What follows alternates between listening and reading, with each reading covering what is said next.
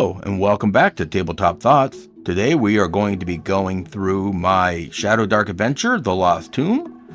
There will be spoilers, so if you would want to play in this, you might want to stop now and direct your game master here. The Lost Tomb is a thrilling first-level dungeon crawl designed for Shadowdark RPG, perfect for new and experienced game masters alike. This classic dark fantasy adventure is packed with deadly traps, lurking horrors, and ancient secrets waiting to be unearthed. Players must navigate a perilous tomb, uncovering hidden lore and forgotten treasures, all while facing a growing sense of dread. With atmospheric read-aloud text, engaging encounters, and straightforward GM guidance, this adventure delivers a tense and rewarding experience in the grim depths of the Shadowdark. Do your players have what it takes to survive? The idea for this adventure is the players have been asked by a dwarven woman to come to this tomb and look for her husband Braun and his brother Tabor. They had located this tomb about a week ago. They came here to explore it and never returned. Alright, here is the overview map of the entire dungeon. As you can see, the players will start on the right side coming down those stairs and then almost make a circle going counterclockwise around this map. I actually made this map using Dungeon Fog as the map making tool. I took a generic made the map in that and then took it and loaded it into paint.net, which is a free open source Photoshop. Added the extra little items I wanted in there. The idea for this dungeon came from 5 Torches Deep. If you have the game, it includes a dungeon map generator that you use either 9 6-sided dice or a Rubik's Cube, and depending on the different colors or numbers you roll up, that tells you what you're going to see there. If it's like an opening, if it is a block, if it's a trap. So I took that idea, rolled up a dungeon, and that's where the original idea for the map came. Here are the physical pieces that I used when I ran this adventure for my family. We will be using these as I go through the step-by-step the different pieces of the dungeon. So as we walk through it, we will go through the physical pieces that I have.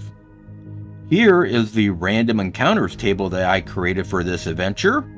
It is a little unique from what I have seen from different adventures that I have seen for Shadowdark. While mine has different levels of monsters you are encountering, but you could only catch them after you've encountered a room.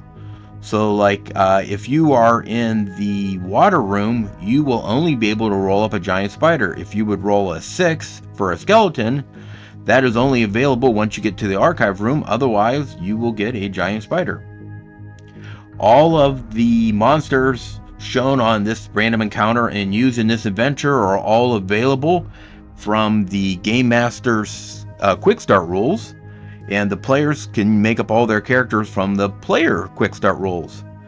This adventure is available on DriveThruRPG for free, so if you wanted to play through this, you could go to the Arcane library and download the Quick Start rules and head over to DriveThruRPG and download this, all of it for free. I will put links to all the different pieces in the description below. Here is an example of one of the rooms out of the adventure. You will see where it has a picture of the room zoomed in. Also the read aloud text, and then below that are information about the items in the room. Anything that was in bold are items that are easily seen in the room that you don't need to make any kind of perception checks or anything like that. It's just something obvious. Anything after the arrow is information that the game master could give to the players if they decide to look at the item. Here is the entrance into the tomb. When the players enter this room, they see really two things. There is a stone door that is slightly ajar, and there is a crowbar on the ground. The crowbar is dwarven make and is kind of bent.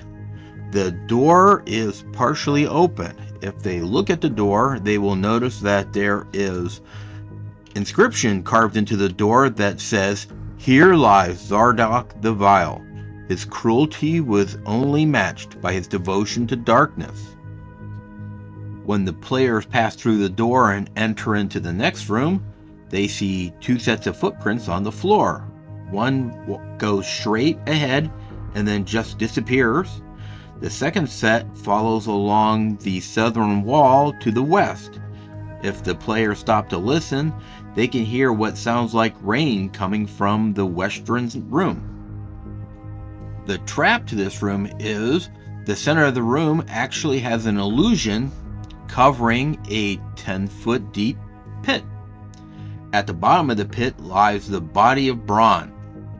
If the characters go forward without making any kind of checks to the ground, they could fall into the pit. The second set of footprints along the southern wall were from his brother Tabor. It leads into the next room. When the party approaches this room, they see a deep pool full of water with a dwarven body floating in it. If they look up, they will see that the ceiling is high above, and it is cavernous with a bunch of small holes in it that is dripping water down, filling up this room. This is where the sound of the rain is coming from. When the party goes to inspect the body of the dwarf, they will hear clicking noises coming from above them. When they look up, they will see two giant spiders on the wall above them that will drop down and attack the party.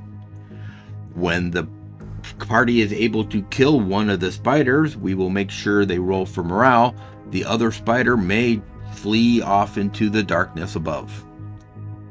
If the party examines the water after the spider encounter, they may notice that there is a metal door on the opposite wall, submerged under the water. Further investigation will show that there is a handprint in the middle of this metal door.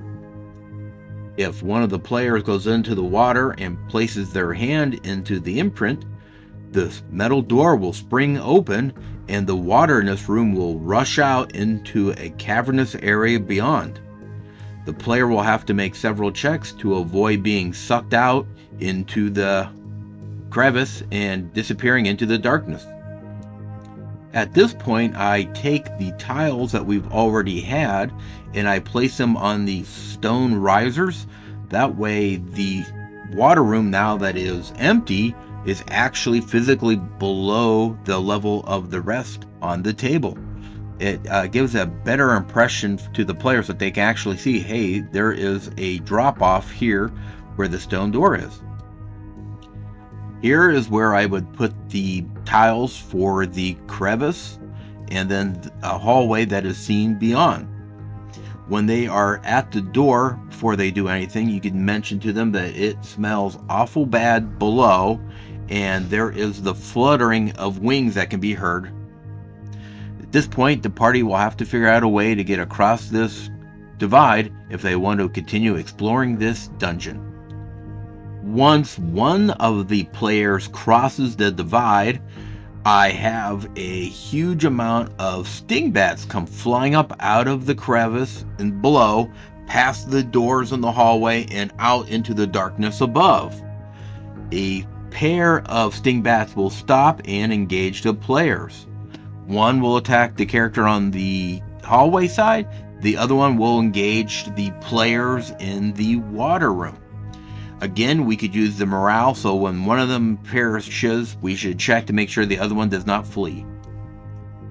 Once the stingbats are taken care of, the players that are in the hallway will notice that there are some giant spider eggs along the one side of the hallway. At this point, I would have one of the players roll a d4, and in that many turns, I would have the eggs hatch. So at this point, you can mention that the eggs start to seem to move and stuff like that. If the players add fire to the eggs, that will destroy them. If they just outright attack them, it will cause the eggs to rupture. Once the eggs rupture, a spider swarm will appear and begin to attack the players.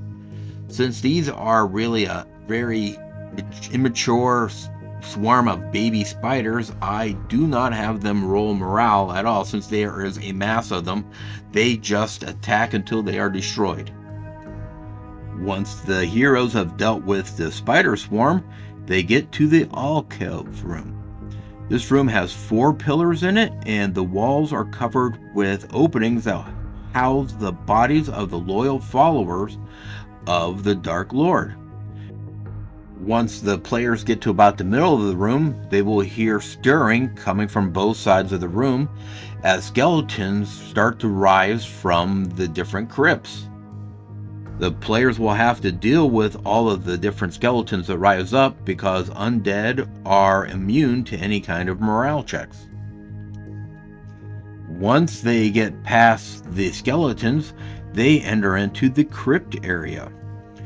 In here they see a open sarcophagus on the southern wall, and on the northern wall in a corner there is a winged female demon statue standing on a base. There are 2 piercing green beams of light emanating from her eyes, casting an eerie glow directly into the casket. If the players actually look inside of the casket, they will find some tattered rags in that, but also a short sword that is actually a magical weapon. I have a card that you could hand out to the players, but I wouldn't give it to them just yet because the magical weapon actually has a curse attached to it.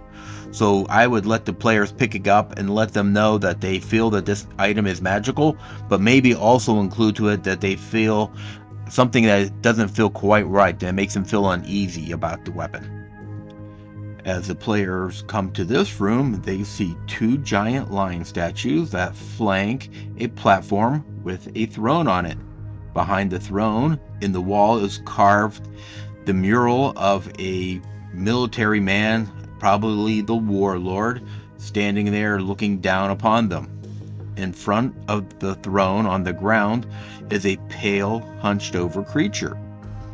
As the players enter the room, the creature turns around. Its eyes glow green, as does a gem around its neck. It is eating a spider leg, and as its eyes fall upon the players, it says the word flesh, then charges at them.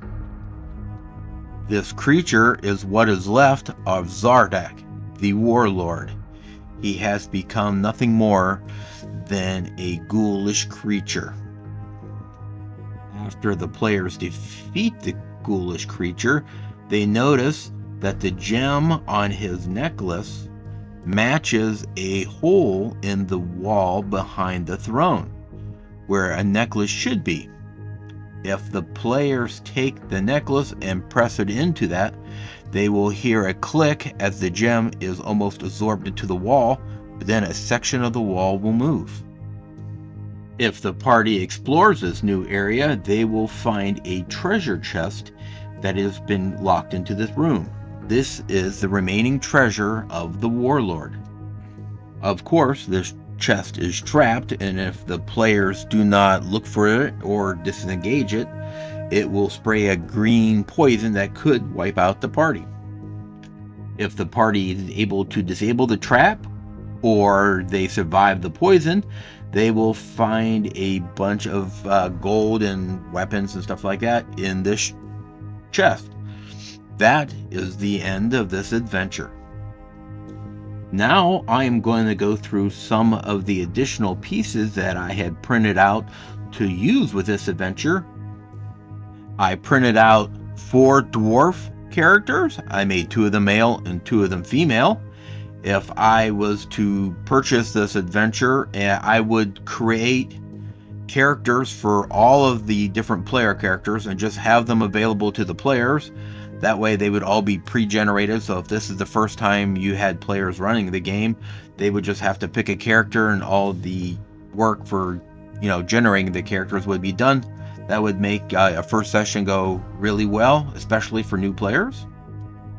The next set is 4 halfling characters. Again, 2 of them are male and 2 of them are female.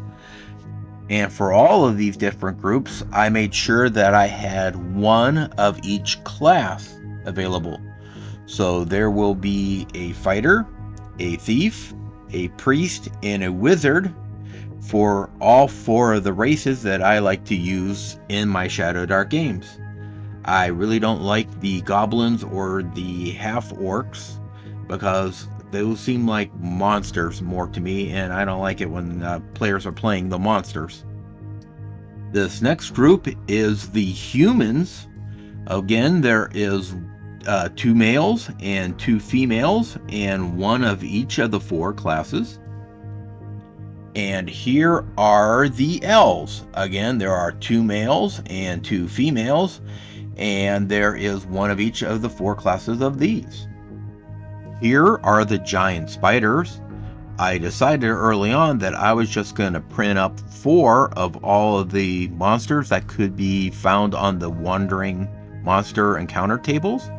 That way, if there's the 2 that the adventure calls for, and it just happens to come up on the 3rd round to roll for a random encounter, this dungeon is set to roll once every 3 rounds. I believe that is called unsafe.